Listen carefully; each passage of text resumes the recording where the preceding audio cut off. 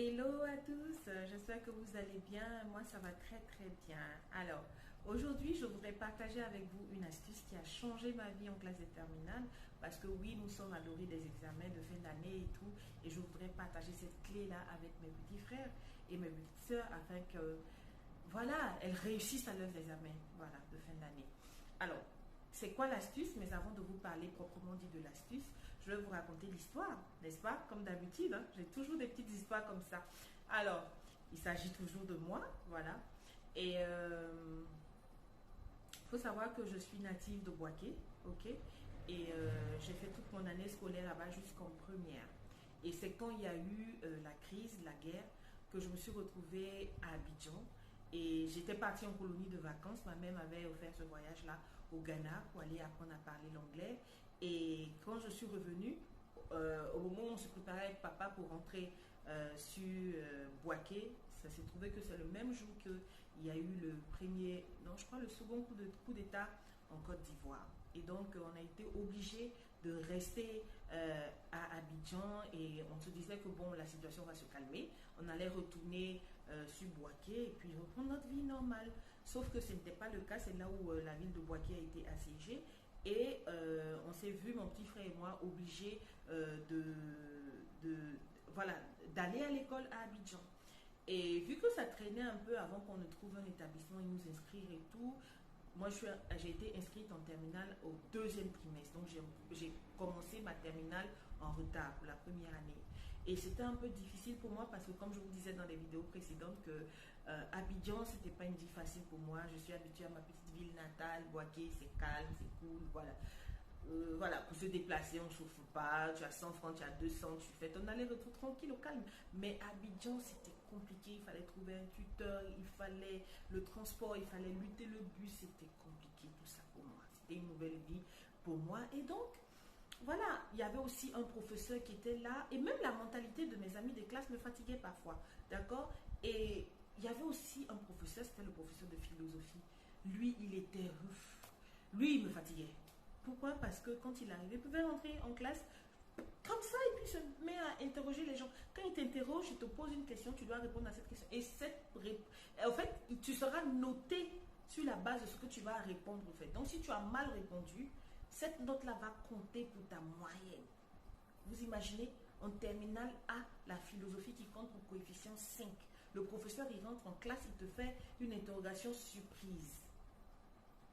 Et tu dois répondre bien. Donc j'étais traumatisée. Et en plus de cela, l'histoire de mes frères précédents aussi, qui ont passé le bac et tout, c'est cette matière-là qui les traumatisait. Moi aussi, j'étais traumatisée par cette matière. Les choses se faisant, j'ai échoué pour la première année au bac. Et tenez-vous bien, j'ai échoué à 5 points, ça fait encore plus mal. Donc j'échoue au bac et là, il faut me réinscrire encore dans un autre établissement. Donc on change d'établissement et le premier jour de classe là-bas, il y a le professeur de philosophie qui arrive, qui va se présenter d'abord. Moi, je suis Monsieur Kofi Yao et voilà, je suis votre professeur de philosophie. C'est moi qui vais vous tenir pour cette année. On dit, ah ok, mais avant de commencer quoi que ce soit, chacun va prendre un stylo et une feuille. Vous fermez déjà vos cahiers. Aujourd'hui, on ne va pas faire le cours. Vous fermez vos cahiers, vous prenez un stylo et une feuille. Vous allez vous présenter sur cette feuille-là et vous allez vous lever après, et vous allez écrire ensuite, pardon, sur cette feuille quelle est la matière qui vous traumatise ou qui vous fait peur en classe de terminale. Et une fois que vous aurez fait ça, vous allez vous lever et vous présenter. Donc c'est comme ça qu'on a fait, on a pris un bout de papier, on a écrit chacun son nom, on a écrit la matière qui nous, voilà, qui constitue un blocage pour nous. Et moi c'était effectivement la philosophie parce que c'était vraiment la matière, c'était ça la matière. 5 coefficient 5, c'est pas... En fait, si tu as eu une mauvaise note au bac en philosophie, bac à philosophie coefficient 5, tu as échoué quoi. Je ne sais pas comment tu as fait pour rattraper ça. Donc moi c'était une matière qui me stressait. C'est alors que chacun a commencé à se lever. C'était quand ça arrivait à mon tour, j'ai dit moi je suis Fofana Nabarakissa et voilà la matière qui me traumatise, c'est la matière de philosophie. Il dit ok, il a passé la parole à tout le monde. D'autres c'était les maths, d'autres c'était philo, d'autres c'était physique, chimie. Tout le monde, voilà, chacun avait son lot de stress. Mais pour la majorité, même c'était la philo parce que comme je vous disais, c'est la matière de base pour le bac A. C'est ainsi que après la présentation, il dit ok, réécrivez sur cette même feuille là. À partir d'aujourd'hui, moi, Barakissa, la philosophie ne me fera plus peur. Je fais, oh, c'est quoi ça? Je dis oui, oui, écrivez cette affirmation-là que vous n'avez plus peur de la philosophie. Quelle que soit la matière qui vous fait peur, vous écrivez que vous n'avez plus peur de cette matière-là. On a fait OK.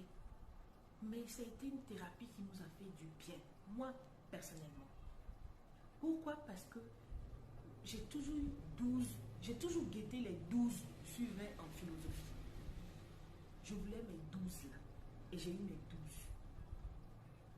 12 de moyenne. J'étais la deuxième de ma classe en philosophie. Oui, j'étais intelligente. Oui, oui. J'avais mes 12 de moyenne. J'étais la deuxième de ma classe à la deuxième année de terminale en philosophie. Donc, avec ça, moi, mon bac était garanti. OK? Donc, c'est comme ça que, voilà, j'ai réussi au bac et aucune autre matière ne m'a effrayée, au fait. Parce que j'ai compris qu'il fallait juste que je fasse cette affirmation. OK? Alors, en vérité, c'est ça, cette astuce-là que je voudrais partager avec vous, mais je voudrais l'agrémenter davantage pour que vous puissiez semer ça, ces puissantes affirmations-là dans le subconscient de vos enfants, afin qu'ils soient délivrés de toutes sortes de stress, de toutes sortes de peurs. Parce que oui, on a des enfants qui vont en classe d'examen, ils sont brillants et tout, mais après, ils oublient ce qu'ils ont appris. Parfois même, ils sont premiers en classe, mais quand ils arrivent le jour de l'examen, c'est compliqué. Donc, voilà quelques affirmations que je voudrais partager avec vous. Vous me voyez avec mon stylo et ce cahier-là. C'est dans ce cahier, enfin, c'est dans son cahier qu'il va falloir écrire ces affirmations. Donc, si pour votre enfant, c'est les maths, c'est la physique, c'est les sciences, ou c'est la philosophie, ou c'est le français, peu importe la matière qui traumatise votre enfant, il prend son cahier, il écrit à l'intérieur, moi, Barakissa, il peut s'appeler Aziz, il peut s'appeler Mohamed, il peut s'appeler Amara. Voilà, moi,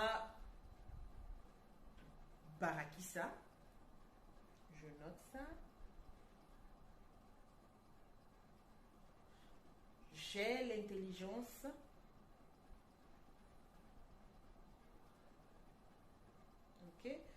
pour résoudre les mathématiques.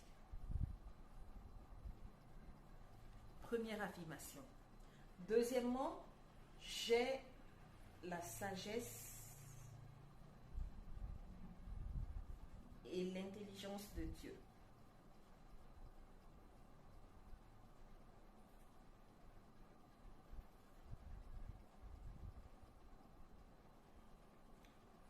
Je suis intelligente.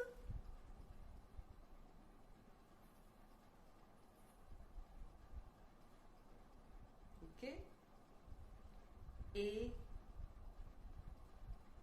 j'ai...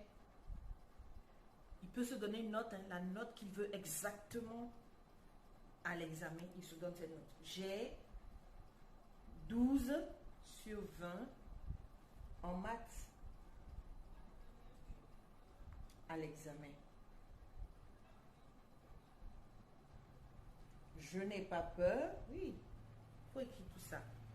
Je n'ai pas peur des maths. Je ne stresse plus.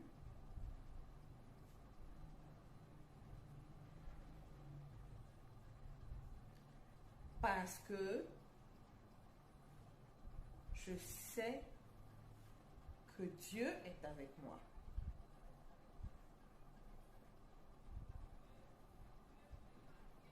Et je réussirai.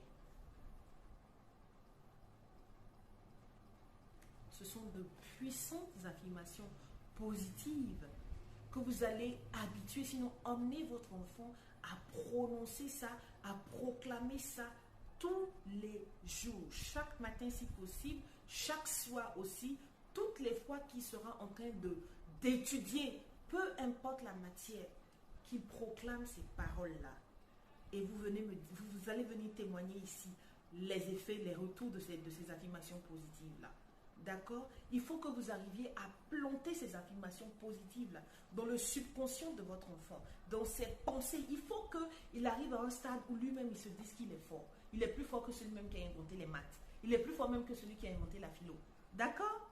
Alors, je vous souhaite plein succès dans vos différents examens. Sachez que, voilà, vous êtes intelligent et vous pouvez réussir parce que la capacité est en vous. D'accord? Et quant à vous, chers parents, n'oubliez pas de prier pour vos enfants. Priez pour les professeurs. Priez pour ceux qui vont corriger les notes. Parce que oui, ça aussi, ça arrive. Hein.